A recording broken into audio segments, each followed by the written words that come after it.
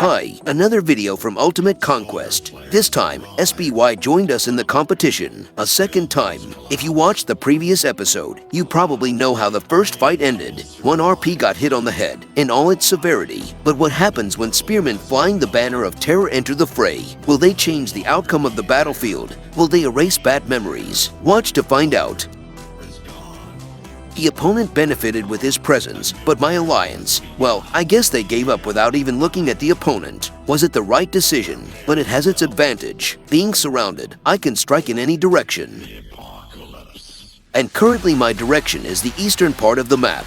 Warrior, my permanent residence according to plans for this season. Unfortunately, for reasons I don't want to go into publicly, no one purchased the March boosters. I flew like Icarus, too close to the sun.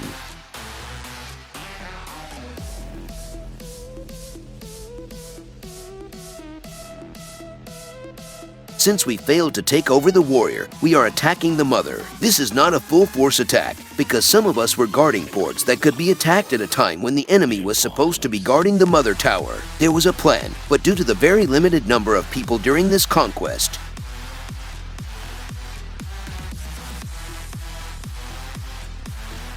well, it worked out halfway with the ports, but my attack on Mother gave me some food for thought. Why do so many good players use Shayla's weapon in PvP? It doesn't make sense. Her weapon is a collector's exclusive, and additional attributes work even when the commander using it is not taking part in the battle. He could gain a lot here if he replaced her weapon with any other, but luckily that's not my problem. This archer, as you can see, has one major flaw, the weapon. The second issue is the absence of Melissander. Without an exclusive weapon, it gives a 50% chance to deal additional damage. And this is important because it's about the damage, not the attack percentage of the archers. Well, nothing. His loss, my gain.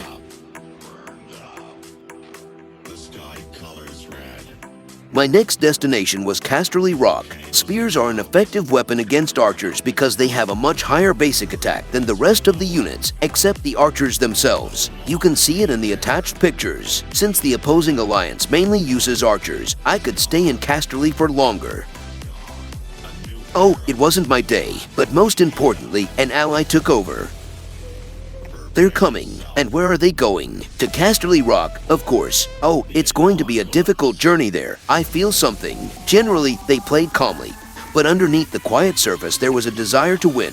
The whole time, on the voice channel, I was wondering why they didn't start storming all our buildings. With such a numerical advantage, they could have crushed us in the first minutes of the match. Fortunately, this time we managed to defend ourselves. But one more solid raid would be enough and we would be done. And they knew it too.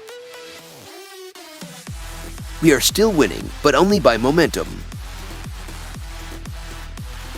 Thanks to the building bonding effects, I believe that despite the unfavorable circumstances, we had a slight chance to win. The condition was for average players to take over less important buildings and concentrate the greatest firepower on the significant ones. In this case, taking over this outpost by the enemy was an accurate move. We lost the bonus for having 3 house buildings, which reduced the points per minute difference dramatically. Without bragging, I'm at the top of the alliance, and taking over this building permanently would be a bit of a waste of power.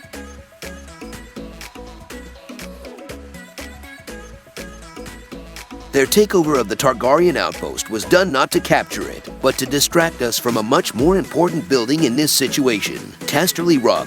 Most of their forces were concentrated here, and they literally stormed the gates. There wasn't much we could do about it. They were stronger in raw power and outnumbered, and we were running low on resources, even though we were only a third of the way through the battle.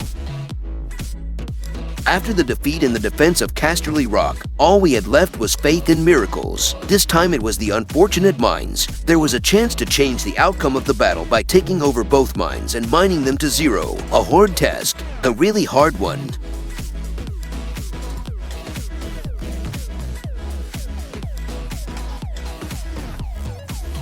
Somehow at this point I was joking that the only hope is that all the opponents live in one place and will have an internet failure. We lost. But in the playoffs, where we've never made it before, I consider this loss as a win. Finally, we wanted to do it honorably by taking over their port. One last look at the map, which we won't be visiting again anytime soon.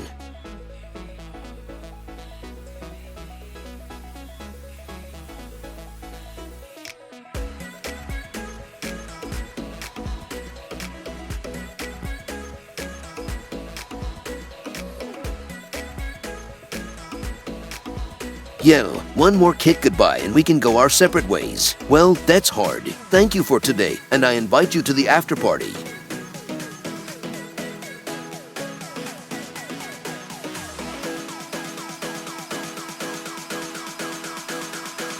We still miss a lot. Tier 5 troops, better synergies, more activity, but everything will come with time. For such a big difference in raw power, we did very well. But in the end, we tried to bite off too much and broke our teeth. This piece of meat called the playoffs is not up to us. I dread to think what awaits us next season.